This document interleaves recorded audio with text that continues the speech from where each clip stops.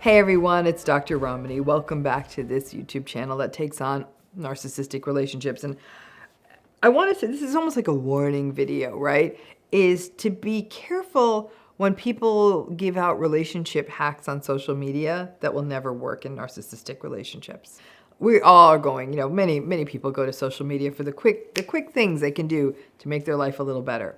Relationship advice is the one thing you don't want to get from YouTube when you have a narcissistic relationship, and that advice isn't targeting it. Listen, I'm rarely on social media. I have a lovely team that I work with to construct posts, and they post me towards stuff to engage with. I got to tell you, I would actually slide into a deep depression for a long time if I read mean comments and stuff. So the few times I end up in a funk for days. I can't afford to do that. I mean, there's a cruelty in the internet space, and I know my limits, right? But if I do get pulled into regular people's, lives or celebrity posts on Instagram and places like that, maybe it's not quite a depression. But I will say, when I do look at the feeds, I do feel a little hollow. So I just don't look at it very often at all. So I think when I do look at it, it's a bit of like a woo. So this morning I looked at social media because it was someone's birthday, and I knew it would be meaningful if I said something. So, and like the gateway drug that social media is, I did my little birthday greeting. I was still in bed, and I scrolled down a few posts. And since my account is going to link to, algorithmically to all kinds of self-help sort of stuff, that's the stuff that was coming at me, right? Again, it was a weekend morning. It's cold. I didn't want to get out of bed. I went into the rabbit hole, okay? It's probably good that I did, though. What I saw saddened me, because it wasn't just one person's post. It wasn't one influencer, one coach, one expert. It was lots. And as I really went down the rabbit hole, I saw that they were all saying similar things. In one vein was the idea of, don't get angry when people don't do the things you want or act the way you want, or something like that. Basically, don't get mad at other people for not showing up the way that you want. And there were more than a few posts like that. And I stopped and I was like, I patently could not disagree more. Let me tell you why. Shutting down our feelings is never good for us. It's like holding in vomit. The best thing you can do is let it all out. But it's bigger than that. There was this whole don't be mad at them, change how you think and change how you feel. That doesn't work if you are really in a narcissistic relationship. And it's what most people in narcissistic relationships have done for years. When a person invalidates, gaslights, manipulates, rages, lies, cheats, betrays, passive-aggressives, active-aggressives, and breaks you down again and again, what the hell else are you going to feel? Angry is just as valid as sad, anxious, worried, broken, damaged, upset, distressed, despairing. But it also makes a hell of a lot more sense than feeling cheerful, happy, or blissful. So it's not about how you are supposed to feel. It should really be about how you actually feel. Let me be frank with you. As survivors of narcissistic relationships are going to feel what they feel. I'm a fan of anger. Listen, I don't like dysregulated anger. I can never get behind that. Not the screaming or yelling, breaking things, upending the furniture, physically aggressive anger. Absolutely not. But anger as an emotion, it's a really good emotion. It's a motivator when it's used right. So in my healing program and other work I do with clients, I hope that the healthy anger emerges because it fits. And not just anger about the situation. It's okay to be mad at the narcissistic people. They are doing wrong by you.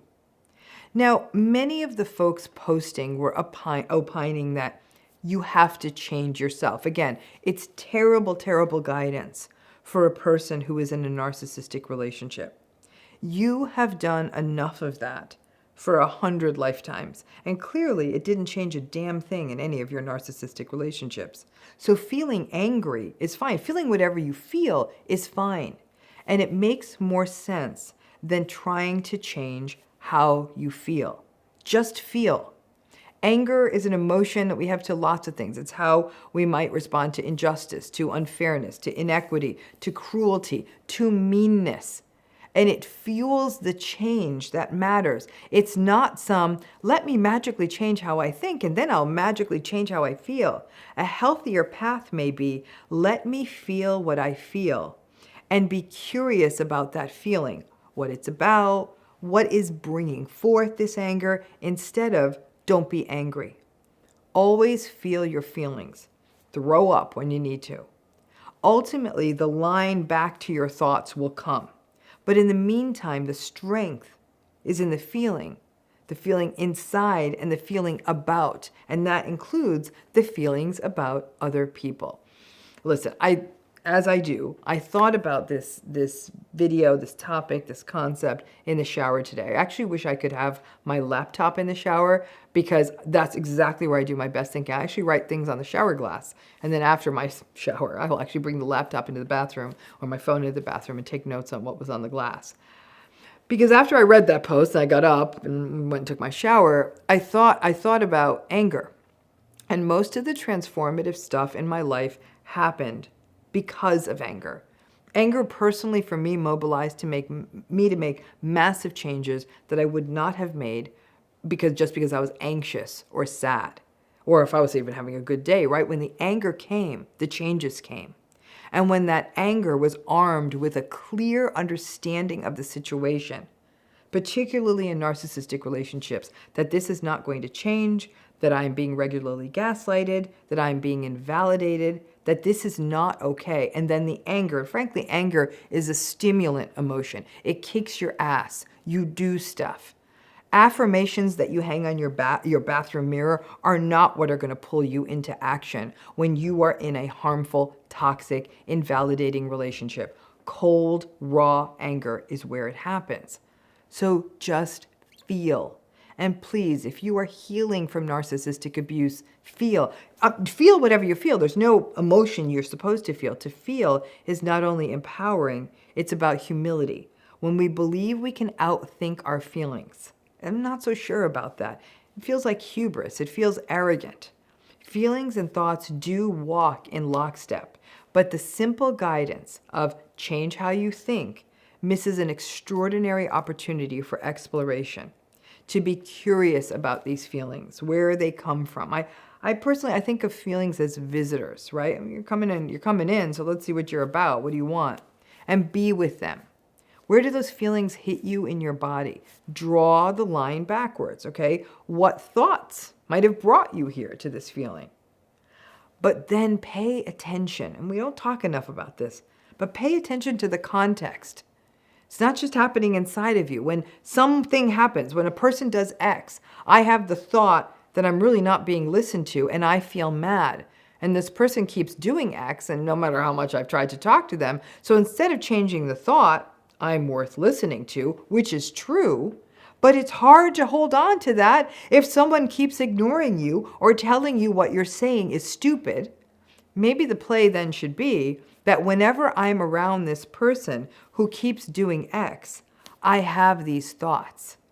It seems less time you spend with person X, that becomes the intervention. Sure, you can keep substantiating yourself, reminding yourself that of course you are worth listening to. We all are. But to not be seen or heard by someone we love, and to have that happen repeatedly, leads to negative emotions. Have them, learn from them, and pay attention to the context. And it's okay to be mad at someone who repeatedly evokes those emotions. That feeling is fine. I'm really tired of people who are experiencing toxic relationships to be given advice like, stand up to them, think differently, talk to them differently, talk to yourself differently. How about this? This relationship is a mess. It is unhealthy and it is harmful. If you want to stand up to them, you do you, and remember, they will clap back, gaslight, double down, and attack you harder. If you're down with that, that's fine. Most survivors are not. The narcissistic or toxic or antagonistic people sure as hell are not going to change because you told them that you don't like how they're talking to you, or to say it differently or watch your tone. No, really, try those techniques with a narcissistic person. You would have as much success as I would have in asking my cat to fetch my slippers. It ain't gonna work. Listen, I wish we lived in an affirmation, speak your mind, set the boundaries, change how you think, and everything will be okay world. I do. But people who are in narcissistic relationships do not live in that world. And hearing that kind of advice that they cannot enact, that you cannot enact, can bring up feelings of shame, isolation, in the sense that maybe I'm doing this healing thing wrong. Maybe I am the weak link. If you are feeling and allowing that vulnerability that feeling brings, then frankly, I think you're doing great. If you are feeling mad at and about the fact that you're being invalidated by someone, you're doing just fine. For years, many survivors felt sad or to blame or even doubted if they were allowed to feel anything. Even radical acceptance, which is a massive shift in thinking, doesn't make you feel better. It's not meant to. It's meant to give clarity. What you do with that clarity is your process. And I promise you, there will be lots of grief along the way. Feel and be curious about your feelings. Feeling angry at a person who is emotionally harming you, that doesn't seem strange to me. It doesn't seem that you need to stop that. So learn from it. And anytime I talk about healing, I'm going to bring up my book, my new book, It's Not You. It's available for pre-order. Pre-orders matter so much to authors. They create attention around a book, which means creating attention around narcissistic abuse and narcissistic relationships. So there's the link. Please pre-order. It would mean the world to me. And I actually think it's going to make the world sit up and pay attention that this is really a thing. Thanks again.